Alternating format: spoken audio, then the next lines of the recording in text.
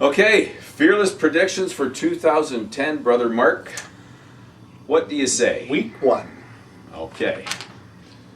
Phil, and you know what? You can make the call as to whether you want to make your pick first, or I will make mine first. Okay. You decide. All right. Philly at Orlando. Philly at Orlando. Okay, I'll go first. Philly, Orlando.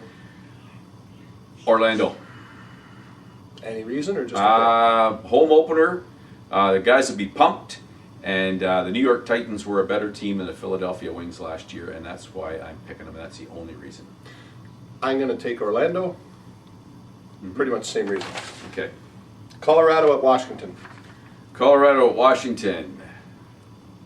Home opener for a new franchise. The place will be packed. Washington. I agree. Yeah. The Colin Doyle-less Yeah. Washington Stealth, is that what they call it? Yes, called they Stealth? kept the nickname, yeah. Interstate rivalry here. The Bandits at the Nighthawks. Bandits at the Nighthawks. Because it's Rochester, that's the only reason. Maybe a 1 or 2 goal game at the best. I hate to keep agreeing with you, but I agree with you. And you know what? I'll make it a little bit more interesting. I don't think it's going to be that close. No? I think Rochester's going to win 4 or 5 or more. Okay. Okay. Toronto at Boston. Don't throw beers on us when we go to Buffalo. Yeah. Okay. Well, you know, Toronto at Boston. Yeah. You first.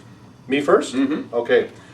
I think that Boston is going to make that leap this year. I think the Rock will do well, but I think it's going to take Mr. Cordingley and Mr. Sanderson a few games and a few adjustments, a little bit of tweaking until they get there. Boston. Okay.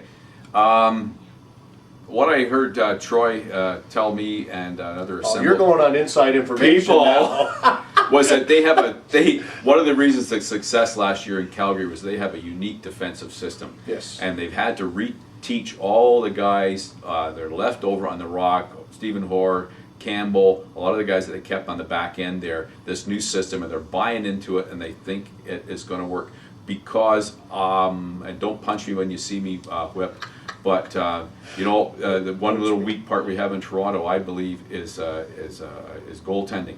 So the D's going to have to be really, really good this year, and I hope that they do it.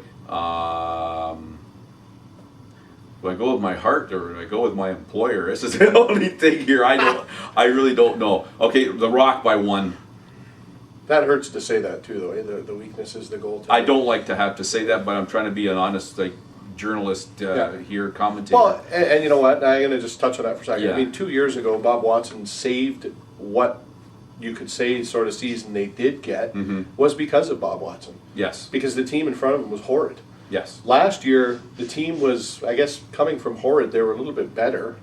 But Bob didn't stand on his head like he did the previous year. No. So I mean, it remains to be seen. And as you and I both know, there was a feeling in the building last year that wasn't exactly conducive to a winning atmosphere. Yeah, true. Because with coaching changes and management changes and players and fans displeasure with management, it really wasn't good. But that's all gone now. Yeah. And the only thing that was still good was the pizza. Oh, the pizza is great. The Rock by 1, and I'm banking that on this defensive system that Troy and Terry Sanderson are implementing with the team, and I'm looking for big things up front from Colin Doyle and Casey Behrens, and maybe the feel-good story of the year. Hopefully, Kim Squire.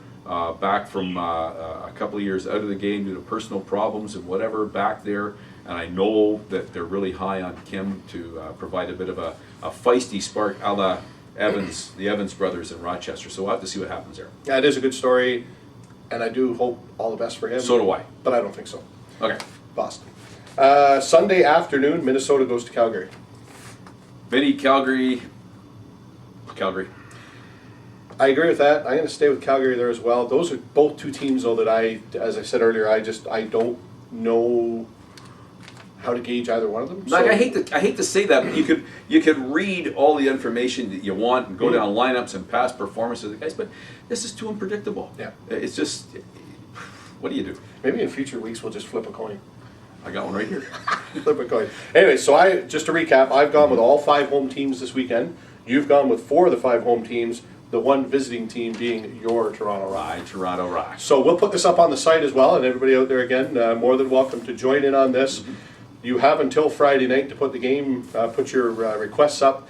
I'm going to create that page similar to what I did last year, and all you need to do is comment on the page every week and put in your selections, and I'll keep updating that as the weeks go by, and we'll see how everybody does. I know you were right into contention last year, excuse me, until you realized, I think the final week or 2 that you were out of it, you weren't going to win, so you didn't put any picks in, and then you blamed it on because I didn't get my picks in, but whatever. You beat me. Oh, well.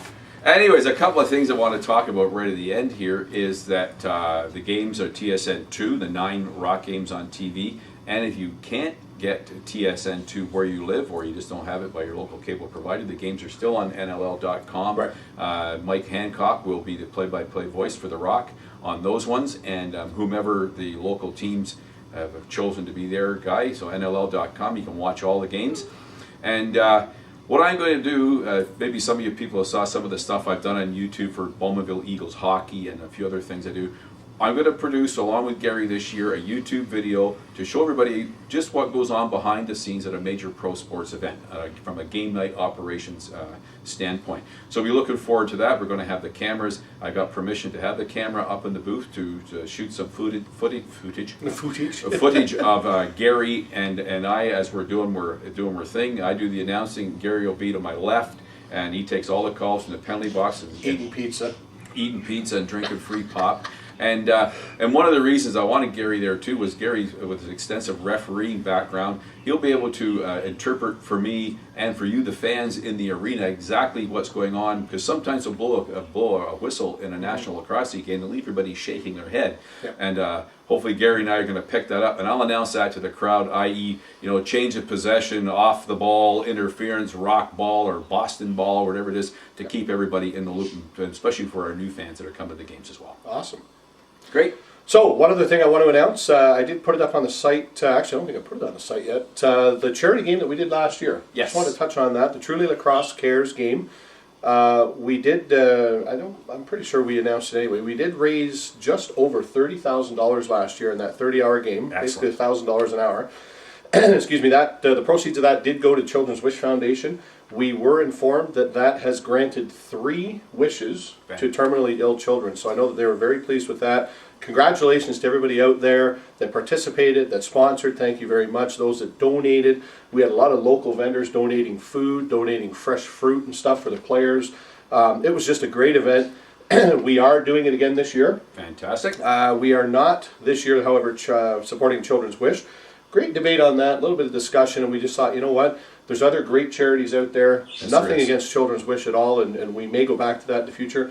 We're just going to go elsewhere this year and help out another charity. What we're going to donate the money to this year, right at Iroquois Park, there is the new Ability Center being built. Oh. For, I believe it's adults and young adults with, excuse me, with disabilities. I know there's a big track going in, there's a swimming pool going in, a whole bunch of other different things in that. And that's where the focus of the funds are going to go this year. We thought, you know what, keep it in Whitby and keep it right at the arena. Fantastic. So, April 23rd, I hope I got that right, it's Friday again at noon. We're going to go 30 hours again, April 23rd until April 24th, 6 o'clock at night, 30 hours. Pledge forms will be up. There'll be a link on Lacrosse Inside the Game. For those out there that already know, and for those that don't, you can go to tlclax.wordpress.com. That's the official site of the event. Forms will be up within the next couple of days, and you can go out there, sign yourself up, get pledges, and away we go for another 30 hours. Man. This year we're going to have to get you out on the floor. Well, you can cart me around. I got a bum hip. Well, you know what? We'll throw some pads on you and put you in net. Oh. Or maybe, better yet, we won't put pads on them and throw them in net. How's that? I'll be the guy giving out the coffee and donuts. You eating the coffee and donuts. Anyways, so on behalf of Ron Messer, And just once again, please don't drink and drive, guys, because there ain't no chicks in jail. You like that one? you might need a chick in jail. No. Gary Mark reminding everybody out there to stay safe, be good, and keep your stick in the air.